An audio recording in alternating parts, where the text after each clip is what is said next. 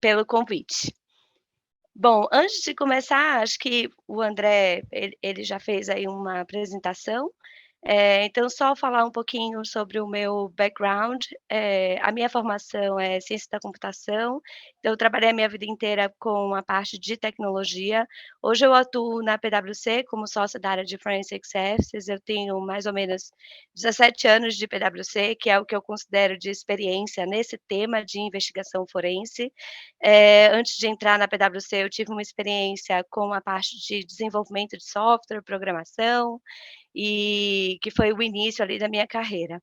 E durante esse tempo, mais ou menos de 2005, 2006 para cá, eu trabalho muito focada nesse aspecto de compliance em investigações forenses, especialmente no que diz respeito aos aspectos de tecnologia, então metodologia, ferramentas, como recuperar informações, e participei já de grandes, né, e pequenas investigações ao longo desses anos, eu nunca parei para contabilizar, mas, eu eu eu ouso dizer aqui que eu já participei de investigações coletando mais de 100 terabytes de dados e muito mais do que 500 custodiantes ao longo desses anos aí de carreira.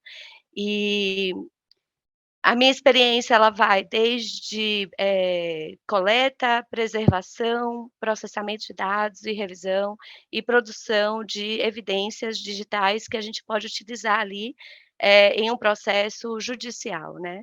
E é um pouco do que eu pretendo explorar aqui com vocês, e espero que vocês gostem, né. Imagino que o André aqui e os amigos do IBEF vão estar acompanhando também o Q&A, e espero poder fazer essa troca com vocês e que vocês gostem do conteúdo aqui que eu trouxe, para a gente discutir. A ideia é que eu preparei uma agenda, esse tema de investigação, especialmente no que diz respeito à tecnologia, ele pode ser muito específico, porque a depender eh, do issue, da ocorrência, do incidente, você vai por um caminho ou outro dentro da tecnologia. Por exemplo, a forma de responder a um incidente cibernético, por exemplo, a um sequestro de dados de ransomware, é um pouco diferente do que eu faria para uma investigação de uma fraude corporativa, muito embora utilizando as mesmas técnicas e as mesmas ferramentas, mas o objetivo é diferente e talvez os artefatos e as fontes de informação podem variar de acordo com o contexto e o que eu quero descobrir ali dentro daquelas evidências digitais disponíveis para análise. Então, o que eu fiz aqui, o que eu preparei para a gente discutir hoje à noite, foi trazer um pouco da metodologia e do conceito, porque essa sim precisa ser consistente, não importa qual é o tipo de investigação que você esteja fazendo, e depois a gente explorar aqui alguns aspectos de técnicas, procedimentos e depois partir para algumas ferramentas. As ferramentas são inúmeras e eu tentei trazer aqui um flavor, um sabor aqui do que a gente pode ter de opções, né, algumas pagas, algumas gratuitas, e o que a gente pode fazer aí e ver de funcionalidades. Depois a gente vai encerrar com tendências de mercado que a gente vê aí para esse aspecto de investigação nos próximos anos, né, como a tecnologia vai, claro, também, se atualizando muito rápido. Bom, começando aqui com conceitos, né, eu não sei quantos de vocês já trabalham nessa área, eu estou vendo aqui alguns nomes conhecidos de colegas que com certeza já tiveram experiência com investigação forense, outros, eu não tive a oportunidade ainda de conhecer, então eu resolvi nivelar o entendimento e partir aqui a partir do conceito, né. O que é a computação forense, afinal, né? Então, se a gente for pesquisar ali as definições, o que a gente vê ali em livros, artigos e tudo mais, é um ramo da ciência forense digital, pertencente às evidências é um ramo da ciência forense digital que pertence às evidências encontradas no computador e mídias de armazenamento digital. Então, nada mais é do que uma ciência forense que eu vou estar aplicando para evidências que estão em meios digitais, seja computador, servidor, celular e por aí vai. E o grande objetivo é identificar, preservar, recuperar, analisar e apresentar fatos né, que são as evidências que estão ali contidas naquela mídia digital que está sob análise. Como hoje a gente vive em um mundo que está, totalmente digital, né, especialmente com a pandemia, a aceleração digital está muito grande, a gente tem muito gadgets que, né, acumulam informações e grande parte da nossa comunicação, ela no final é digital, né, então as conversas de WhatsApp, LinkedIn, Facebook e as conversas do próprio trabalho, as trocas de informação, isso tudo está ali em meios, né, digitais. Então, eu ouso dizer aqui que a gente, atrás dessas mídias, a gente consegue explorar qualquer tipo de investigação forense e se beneficiar da computação forense e do que ela pode trazer de informações relevantes para fechar um quebra-cabeça de uma alegação ou de um incidente que a gente está pesquisando. Então, o que que a gente pode apurar, né, desde desvio de ativos, né, de uma empresa, uma fraude contábil, uma manipulação contábil de uma empresa, de uma organização, como também, algo mais simples, como favorecimento de fornecedores, algo mais complexo, como lavagem de dinheiro, incidentes cibernéticos, assédio moral e outras coisas advindas ali, mais simples do dia a dia também do canal de denúncia. Bom, embarcando um pouco aqui para metodologia, né, eh, é muito comum, durante o processo de investigação, a gente utilizar esse framework que é o EDRM, que é o Electronic Discovery Reference Model. Eh É muito comum você ouvir falar sobre ele. Ele explora algumas fases, algumas etapas da investigação, do ciclo de vida de uma investigação, especialmente no que diz respeito a esse segundo, a esse primeiro retângulo aqui, identificação até a produção de evidências. Então, vocês vão ver que ao longo da apresentação eu vou detalhar cada uma dessas etapas. Não sei se deu algum problema aí, não? Ah, tá, Ô, desculpa. João, eu acho que alguém está compartilhando a tela. A Ana Paula deve ter apertado o botão compartilhar do celular e a gente perdeu o teu compartilhamento. Tá, deixa eu voltar aqui então, espera aí. Pessoal, eu acho que o host tem como bloquear os recursos para o pessoal, para a gente, no caso, e deixar só ela. Só a Joana. Seria interessante, né, só Já estou não fazendo sei. aqui, Joana. Ah, legal, obrigada. Bom, acho que agora voltou, né? Sim, voltou. Pode dar Tá. seguimento. Bom, legal. É muito comum a gente ver essa metodologia do EDRM. Eh, Essa metodologia, ela veio de muitos anos atrás já, Ô, Joana, também é uma aí Joana, metodologia a que tua desculpa, tela acho que saiu de parou novo. aqui. Precisa de novo voltar. Compartilhamento. tá, Eu obrigada por bloqueei e avisar. daí acabou parando, mas agora vai dar certo. Pronto, conseguem ver agora? Sim, desculpa. Sim, sim. Imagina. Bom, esse é um framework que a gente usa como referência, porque ele passa justamente pelas etapas ali do ciclo de vida. É claro que é uma metodologia que já existe há muitos anos, eu particularmente uso ela desde que eu comecei a trabalhar com esse tema de investigações forense, e ela na verdade, ela não define um processo, mas ela dá um guidance, um guia, e padrões e processos ali, boas práticas que você deve fazer em cada uma dessas etapas.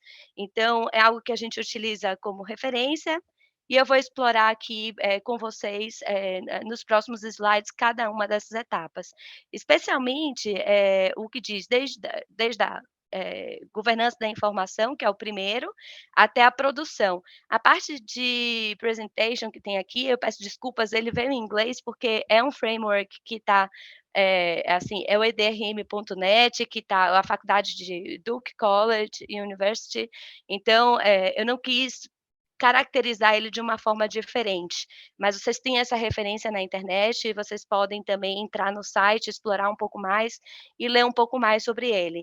A única etapa que eu não trouxe hoje para a gente falar foi essa última de presentation, porque é algo muito específico para a legislação americana, tá.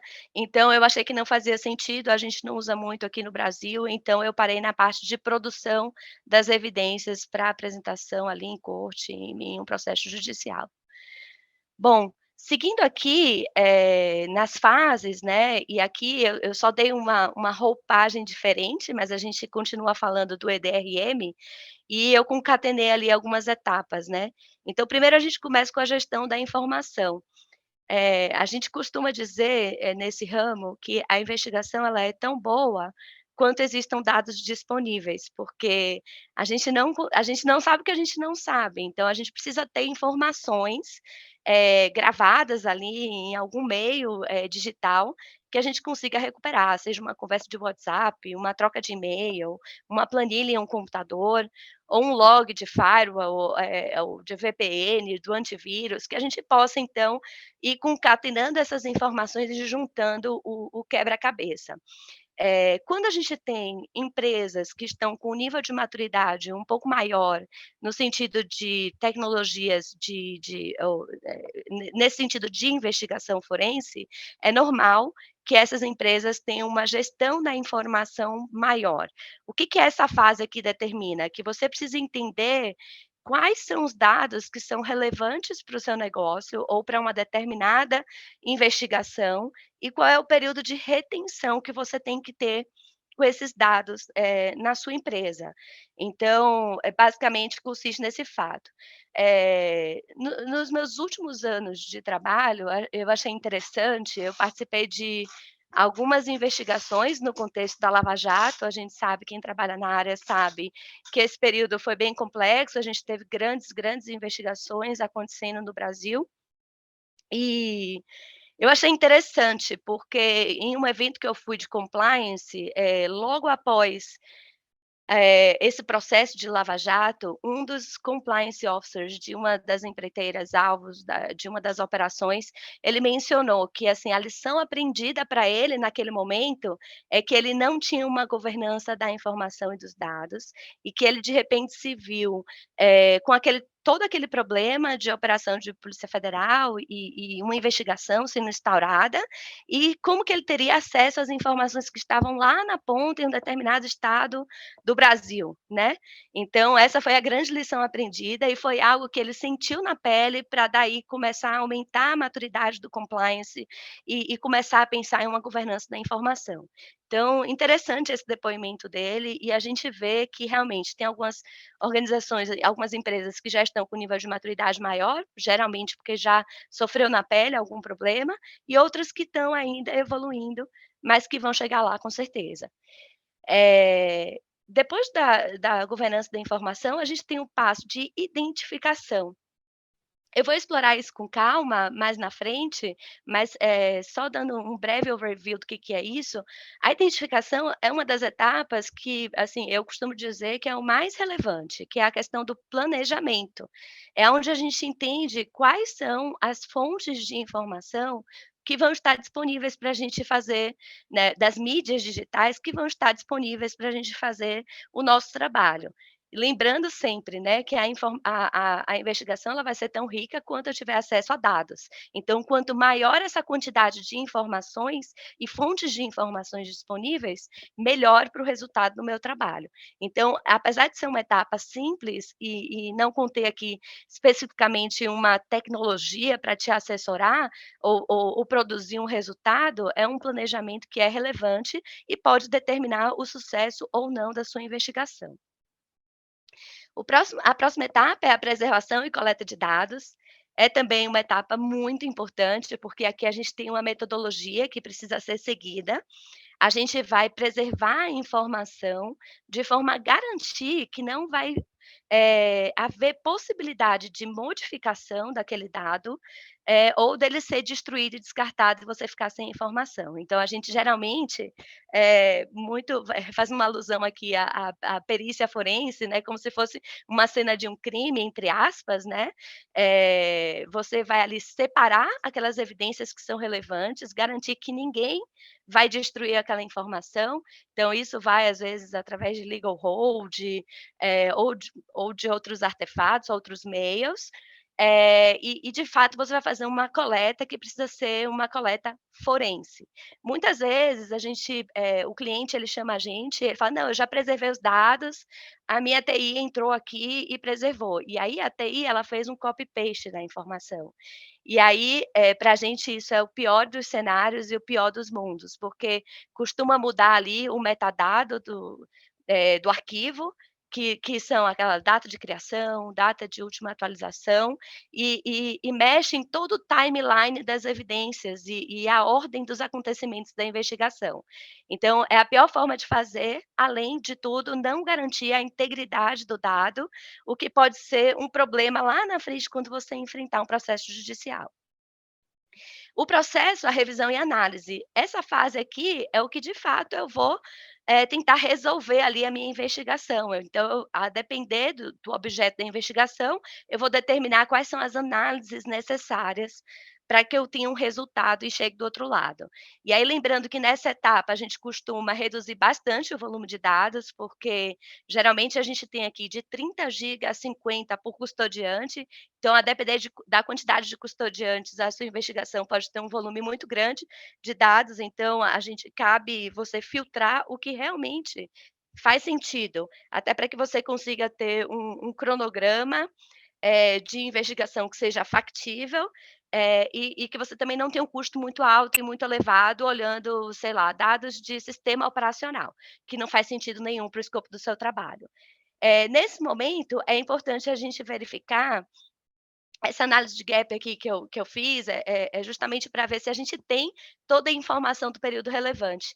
Eu tenho aqui 2 exemplos simples para dar. Por exemplo, a gente estava fazendo uma investigação de um incidente ransomware, e a gente pegou um snapshot da máquina virtual, e aí quando a gente, de fato, foi analisar aquela máquina, poxa, o snapshot ele veio muito posterior ao incidente, ou seja, a chance da gente encontrar alguma coisa era praticamente nula. Então a gente costuma fazer algumas verificações para garantir que a nossa preservação e a nossa coleta, ela está de acordo, está no período ali que interessa para a investigação forense. Um outro exemplo que é bem comum é a gente avaliar se tem gaps de e-mail. Então, instaurou uma investigação na empresa, por algum motivo, e de repente algum custodiante se sente ameaçado e faz uma deleção em massa de e-mails. Isso acontece muito, né, a gente acha que não, mas acontece bastante. E aí a gente coloca numa linha do tempo e consegue ver se tem ali todo o período, se está completo, se não está, ou se tem alguma preocupação e alguma ação adicional que a gente precise fazer. E a última etapa, que é a apresentação e a produção de evidências, que é de fato você apresentar as análises realizadas e as evidências digitais que você conseguiu, destacar e que dão resposta àquele objetivo ali do trabalho, né. Lembrando sempre que o relatório e toda a análise, o processo de análise e de apresentação, ele tem que ser independente e você não pode ter nenhum viés, você não pode achar até que você tenha evidências e fatos, né, que respondam aquelas perguntas, você não pode achar que aquela pessoa que está sendo investigada é culpada ou não. Então você precisa manter uma independência e uma neutralidade para que você de fato trabalhe com fatos, e não com o que eu acho, né. Acho que esse é um ponto importante também para um perito. Bom, entrando aqui em técnicas de procedimento, o que eu vou fazer, na verdade, vocês vão ver que eu coloquei aqui no canto superior da tela direito, uma referência ao EDRM. Então eu estou trazendo ali o que que a gente está trazendo de fato, para cada uma daquelas fases e o que é importante a gente manter em mente, tá? Então, aquela etapa de fontes de informações disponíveis, né, que eu tinha comentado, que é o planejamento da sua investigação. Então, as fontes de informação, de informações, ela é ilimitada, né. E a depender do tipo da ocorrência que você esteja investigando, você vai procurar, por uma ou outra fonte de informação. É muito comum quando a gente pensa em investigação de fraudes corporativas, a gente pensa logo, claro, né, em computadores, tablets, smartphones e e-mails, porque é aquilo ali do dia a dia que a gente está se comunicando e utilizando no nosso trabalho. Mas a gente tem uma ampla gama aqui de informações que podem ou não lhe apoiar de alguma forma durante a investigação. Então, se eu tô investigando uma fraude corporativa, eu vou olhar, tem alguma coisa além de computadores e e-mails? Provavelmente as pastas particulares, os diretórios de rede podem trazer também informações relevantes, às vezes sistemas, se, por exemplo, se é um potencial favorecimento de terceiros, eu tenho ali no meu SAP o processo de cotação, eu tenho as 3 propostas em que eu comparo preços e informações que sejam relevantes e que possam me ajudar nas análises. Então, a todo momento a gente tem que trazer esse tipo de análise. Se eu for olhar, por exemplo, um incidente cibernético, eu provavelmente vou estar focada ali nos logs, logs de servidores, né, e claro, também a preservação dos servidores físicos e virtuais e dos computadores que foram afetados, né, pelo incidente, para conseguir entender como que esse vírus, esse malware entrou na rede, no caso de um ransomware, como ele escalou, ganhou privilégio. Então, depende muito do tipo da investigação. E claro, né, para cada tipo de fonte de informação dessa aqui, tem uma ferramenta específica que você precisa trabalhar para coletar essas informações. E aqui, né, nessa etapa, quando a investigação ela é grande e complexa, e mais complexa, a minha sugestão sempre é que a gente faça um checklist, né. Então, geralmente, se a gente pode trocar uma ideia com o TI do cliente para entender como que ele está estruturado, quais são os tipos de informações que ele tem armazenado, é bem interessante, porque aí a gente vai fazendo o nosso checklist do que efetivamente faz sentido para o objeto da nossa análise, a gente guardar aqui de informação.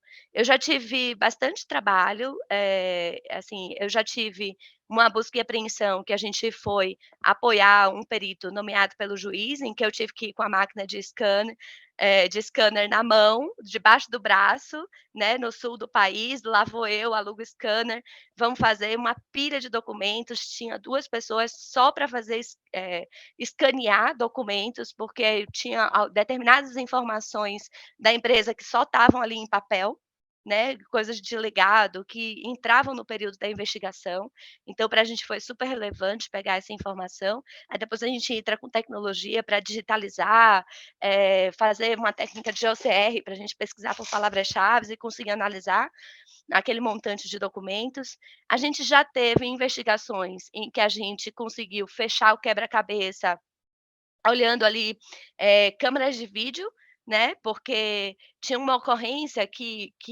vinha de um computador compartilhado, mas ele vinha ali de madrugada, mais ou menos ali sempre no mesmo horário.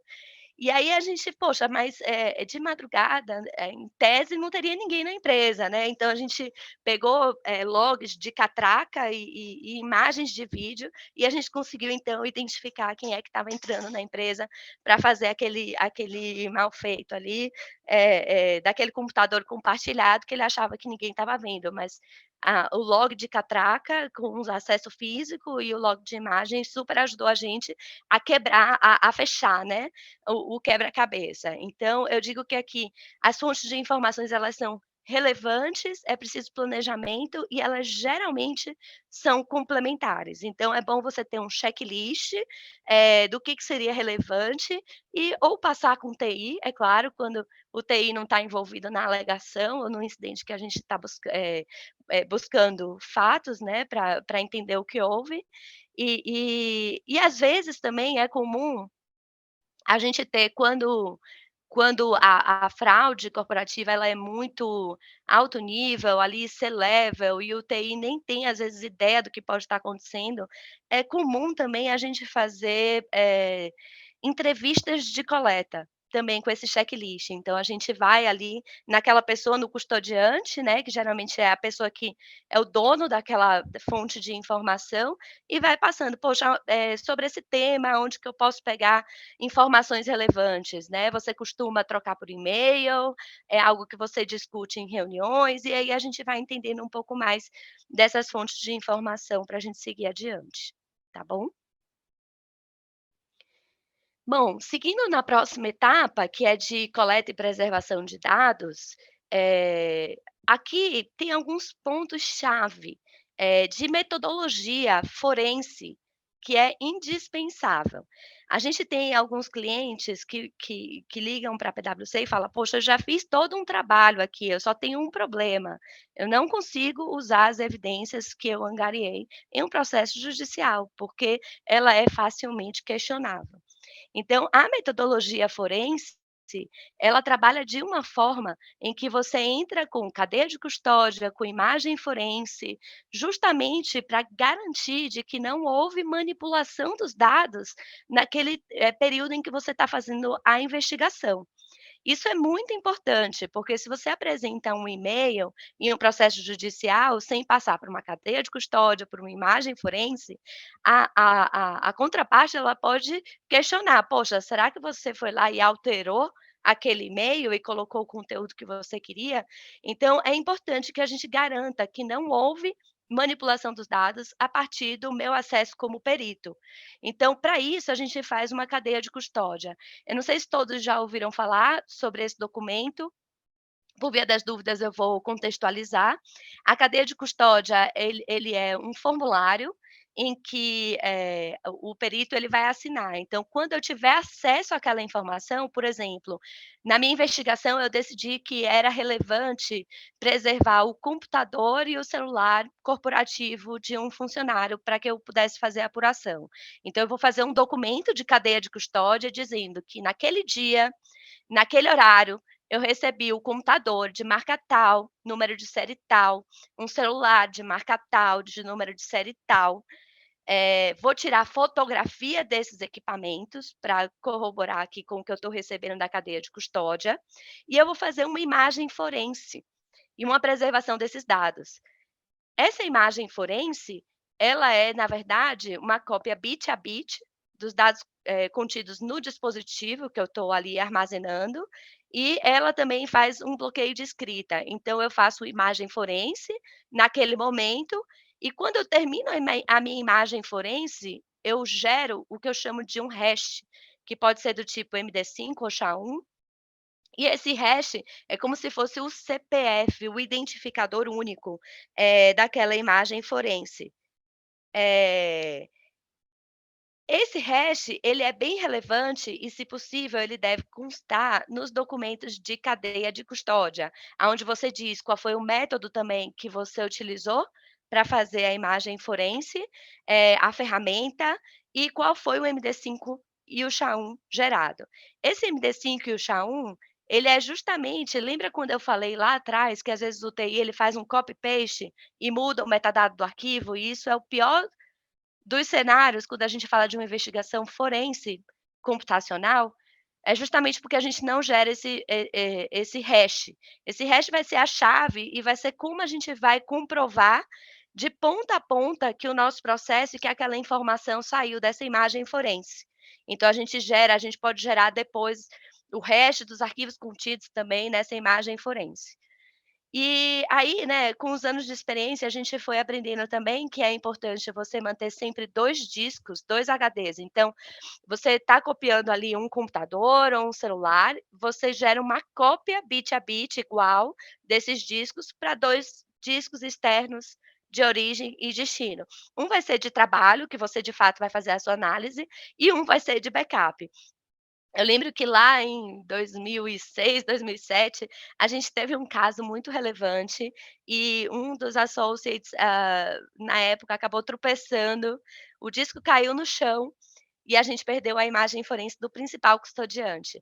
Então, se a gente não tivesse essa boa prática de manter um de backup e um de trabalho, a gente provavelmente ficaria sem informações para completar a investigação, e o cliente muito frustrado, né, porque contratou a gente para desvendar os fatos, analisar os fatos, e a gente não teria mais nenhuma informação relevante em mão. Então, essa é uma dica aqui para quem já sofreu muito com esse tipo de problema lá atrás, nos primórdios, e é uma boa prática que todos os fornecedores de mercado nessa natureza aqui usam também.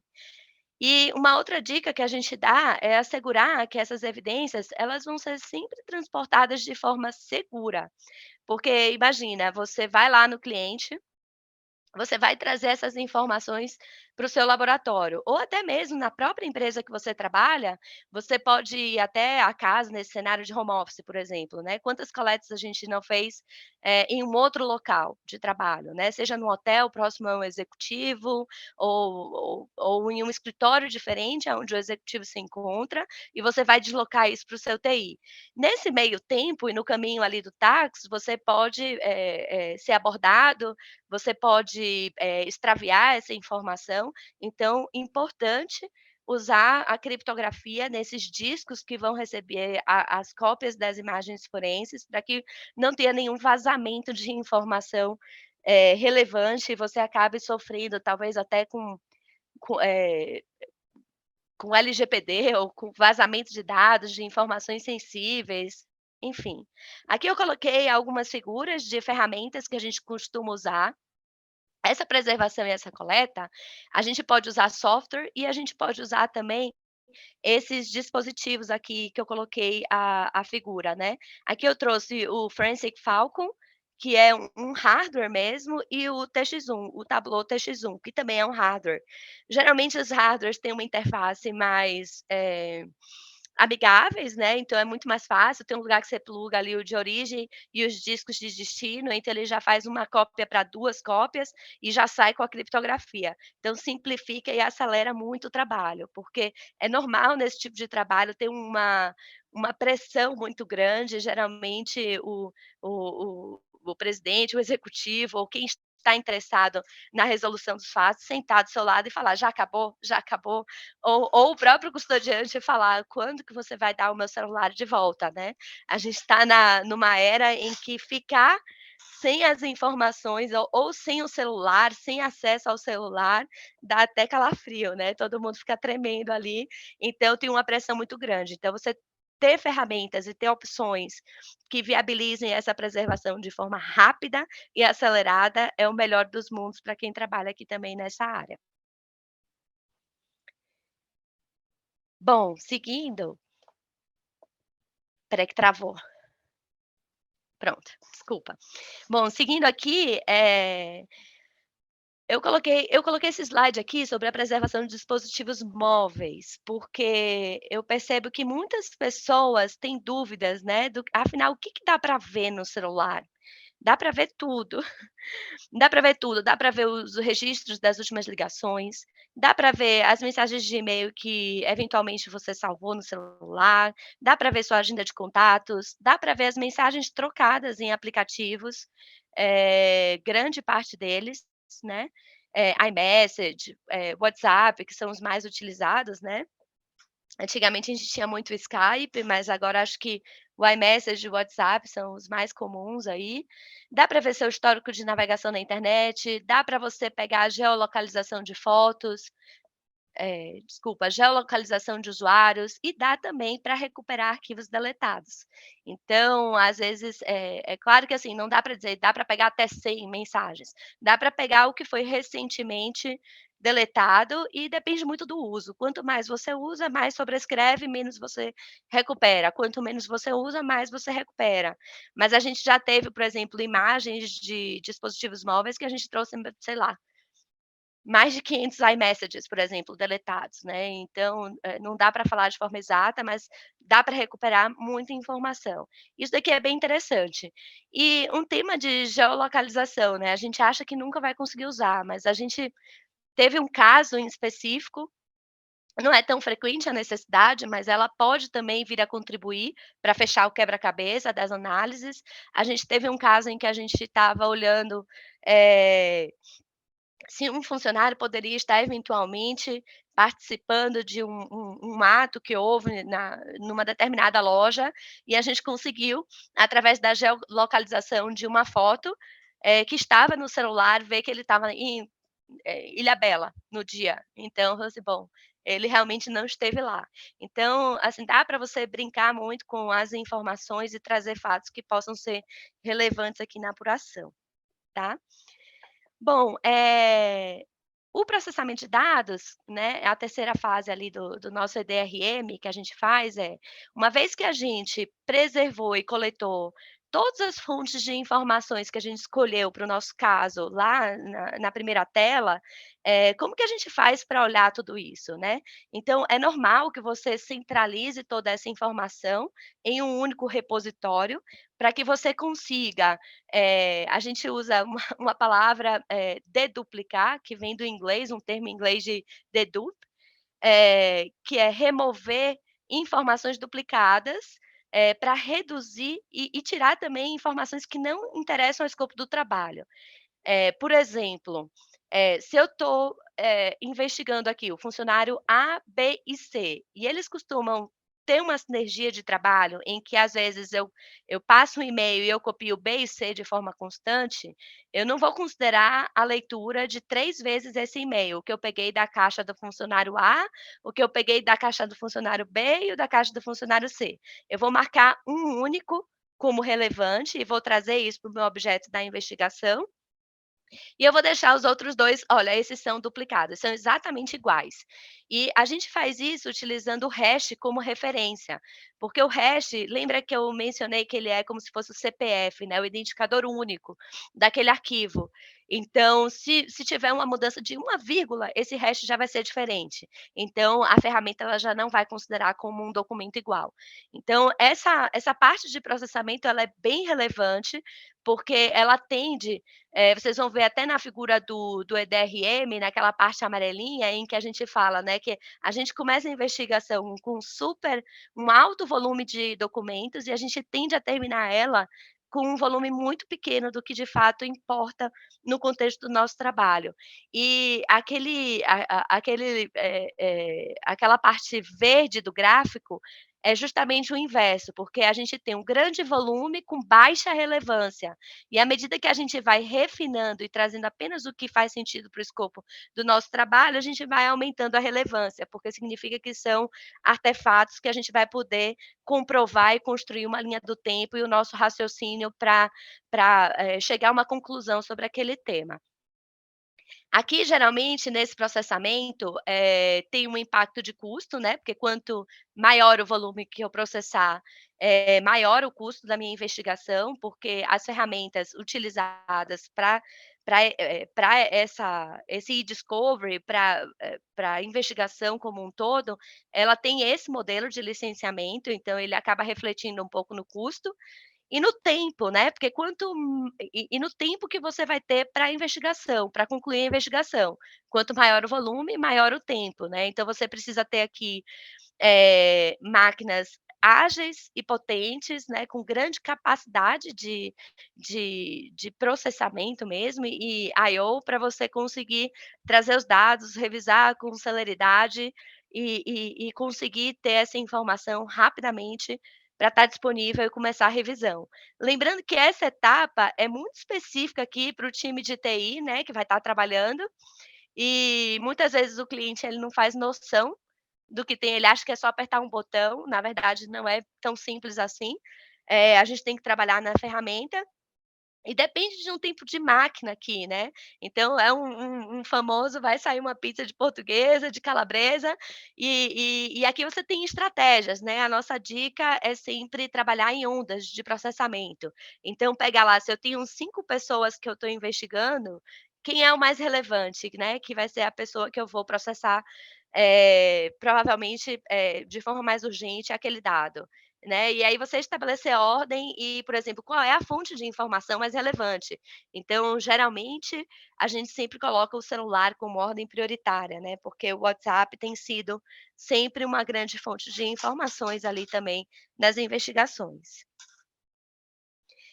Aqui, eu vou passar rapidamente para esse slide, até porque eu estou preocupada com o tempo, mas é justamente o processo que eu falei, né, da gente coletar, a gente tratar, filtrar essas informações, processar e disponibilizar, fazendo um funil e disponibilizando poucos dados para revisão, ou a menor quantidade possível, para que a gente seja muito assertivo na nossa análise. E um ponto que todo mundo pergunta, né, e que geralmente é curiosidade, a gente consegue recuperar informações que foram deletadas? Né, em grande parte, se você tiver feito uma imagem forense, né, física ali, bit a bit ali, a probabilidade é que sim. É claro que existem alguns HDs que você, né, não consegue recuperar, então depende ali de como funciona esse sistema operacional. Mas para grande parte dos dispositivos você consegue sim recuperar, e aonde você tem informações relevantes, especialmente quando você tem gap de e-mails e a pessoa ali vai: "Não, eu preciso me livrar aqui dessas informações de forma urgente", vai lá e apaga um grande volume de arquivos. Aí, de novo, como eu mencionei, não tem uma ciência aqui exata do quanto que eu consigo recuperar, depende do uso, do sistema operacional do dispositivo que você está analisando, mas a probabilidade é que você consiga sim ter bons finds com isso.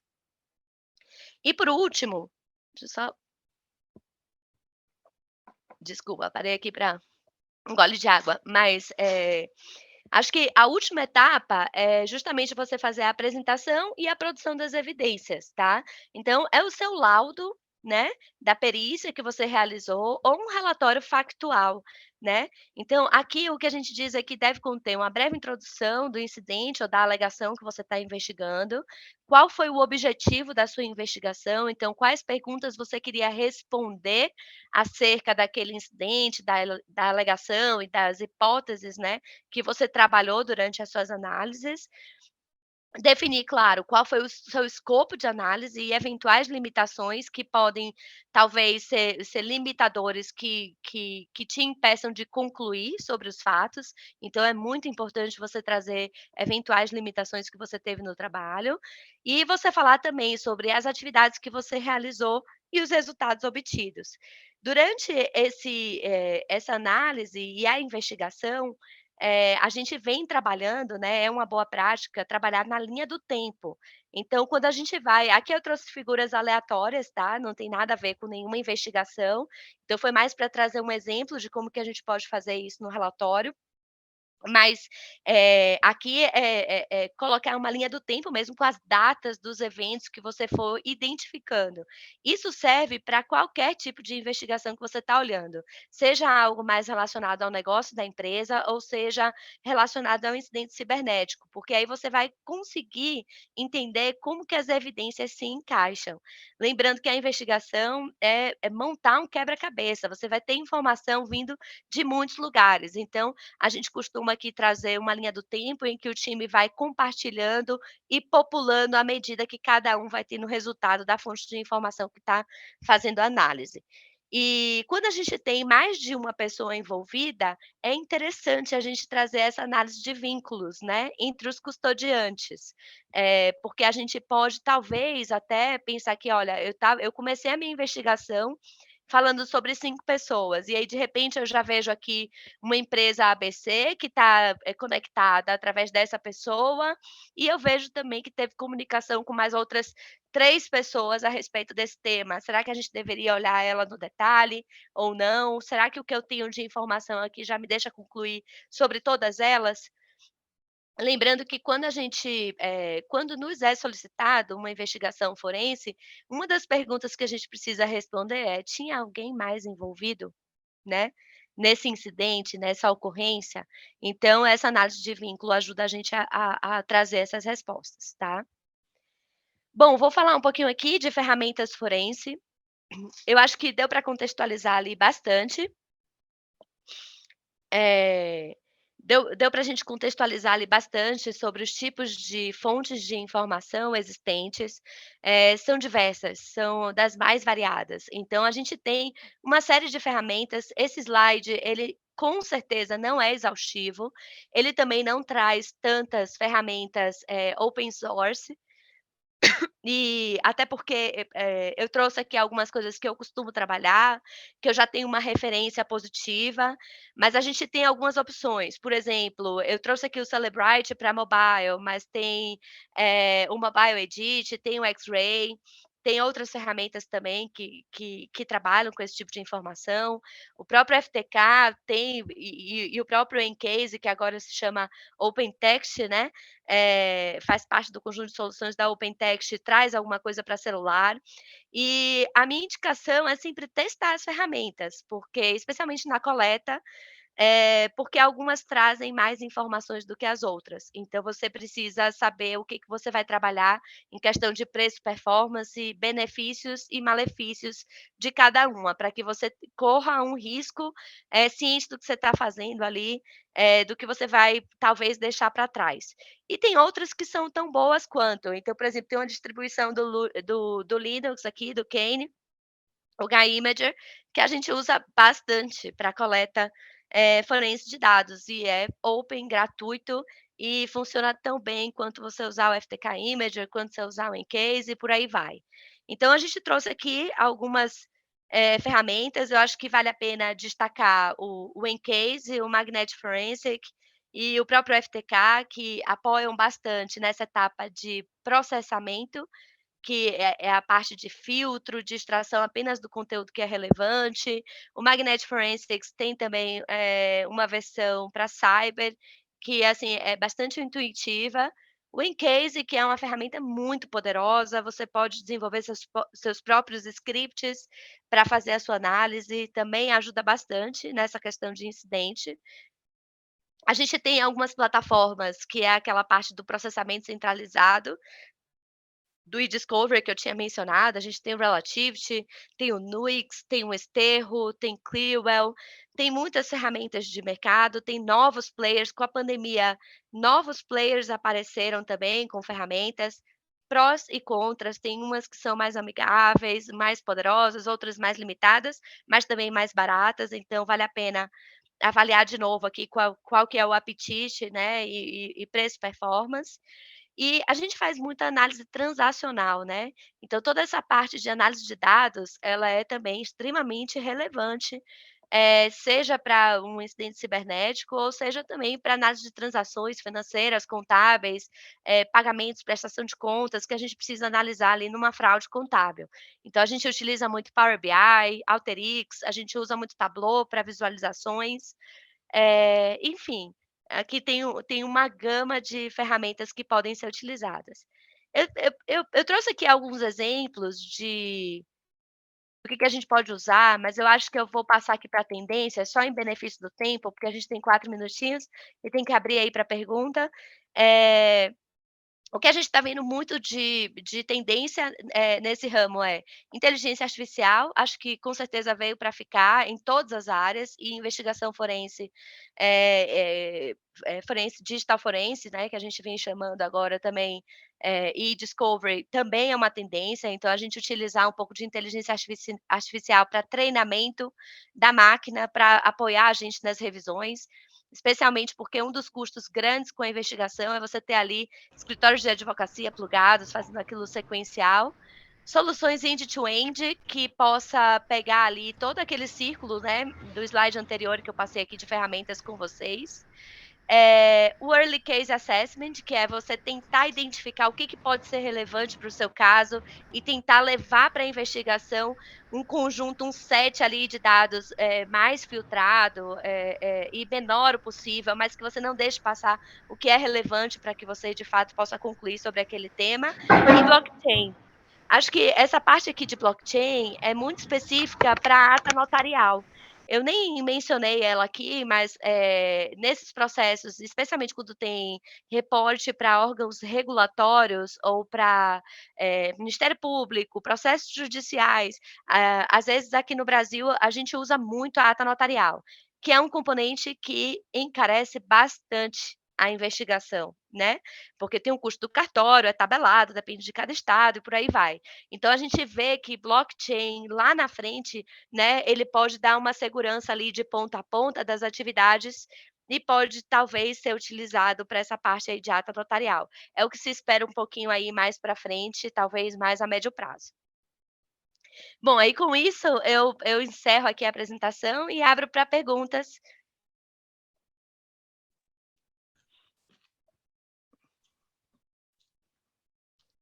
Obrigado, Joana.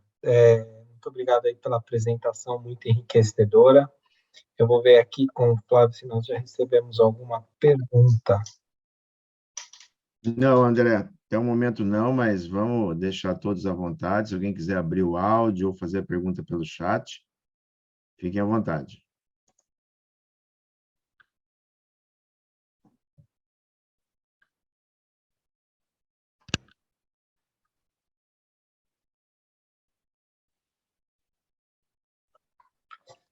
Bom, Joana, foi muito boa essa apresentação. Já passamos algumas aventuras, né, nesse quesito de forense, né, alguns trabalhos específicos. Teve alguma jornada específica que guardou você na memória pelo desafio que você passou, pela complexidade, né, que foi a investigação em si, que você gostaria de trazer e pode, né, trazer eventualmente? Não, ótima pergunta, André. Eu acho que, assim, teve um episódio que me marcou muito. A gente fez uma investigação de uma empresa alemã e, claro, né, desceu toda a delegação alemã para o Brasil para apoiar a gente na investigação. E eles tinham uma conotação de que o crime de colarinho branco, ele é muito violento, né, então eles contrataram a Haganah para fazer a nossa escolta, e eu me senti ali, eu falei: "Caramba", e de fato era algo muito importante, muito relevante, mas como está muito no meu dia a dia, eu não me sentia desprotegida. Então eu lembro que tinha uma sala com mais ou menos 30 pessoas, e que elas falavam: "Não, quem está confortável de vir amanhã sem os seguranças?". E aí eu falei: "Eu". E aí eu fui a única que levantei a mão, aí rapidamente eu baixei a mão e falei: "Bom, vou ficar quieta aqui, o segurança tá ótimo", aí no final eu fazia a coleta de dados, aí eu pedia para ele me ajudar a carregar os equipamentos, né, então assim, mas o crime de colarinho branco ele não costuma ser violento, ter, assim, nenhuma dificuldade, em nenhum momento eu me senti desprotegida, mas foi curioso, porque a gente saiu uma escolta ali de carros, e assim, na minha cabeça não fazia sentido algum, mas de alguma forma aquilo pareceu importante naquele momento, né. E acho que a gente participou também nesse período de Operação Lava Jato de grandes investigações. Então teve uma específica que me marcou muito, a gente coletou, quase 47 terabytes de dados e mais de 400 custodiantes. Então foi muito legal de fazer, assim, foi uma experiência muito interessante e uma logística enorme para a gente conseguir manter a metodologia, não errar, e com um time ali a gente se distribuir, mas manter a qualidade e a consistência. Então, foi com certeza uma investigação marcante aqui no meu currículo. Legal, muito obrigado, Joana. Bom, agradeço em nome do IBEF a participação. Essa apresentação ela vai ser disponibilizada pelo site do IBEF. Flávio, alguma consideração final? Podemos encerrar? Sim, claro, agradecer a Joana, né, e transmitir tamanho conhecimento, tamanha experiência aqui nessa noite de quinta-feira. Eu sei que todo mundo está querendo ver o Jornal Nacional, mas vamos segurar um pouquinho a onda. Sem brincadeira, Joana, muito obrigado também em nome do IBF. Obrigado, André, por interceder, né, pela Joana e poder trazê-la. Tá ok? Muito Obrigada, obrigado. Flávio e André, pela oportunidade. Até Imagina. mais. Muito obrigado, gente. Uma boa noite Obrigado, para gente. todos. Boa noite a todos. Obrigada, boa noite.